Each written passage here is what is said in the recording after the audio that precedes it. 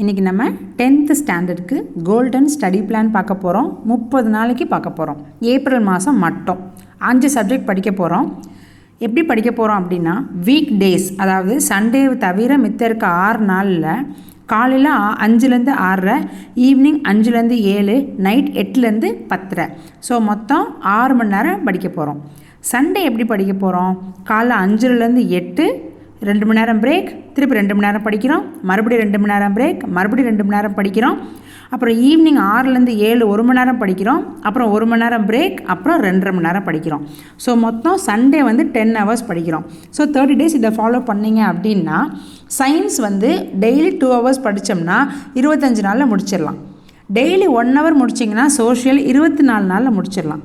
Maths daily 1 hour plus Sunday படிச்சிங்கன்னா 25 நாளில் முடிச்சிடலாம். இங்கிலீஷும் தமிழும் காலையில் ஒரு 1/2 hour, நைட்டு 1/2 hour, அதாவது இங்கிலீஷ் காலைல 1/2 hour, தமிழ் நைட் 1/2 hour படித்தோம் அப்படின்னா 30 நாளில் இங்கிலீஷும் தமிழும் முடிச்சிடலாம்.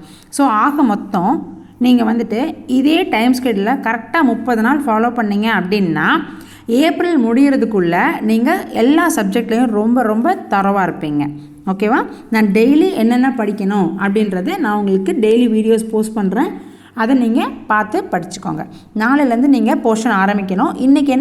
நாளைக்கு என்ன படிக்கணுன்றதை நான் நாளே உங்களுக்கு நான் போஸ்ட் பண்ணிடுறேன். இன்றைக்கி ஈவினிங் நாளைக்கு என்ன காலையில் படிக்கணுன்றதை நான் உங்களுக்கு போஸ்ட் பண்ணுறேன்.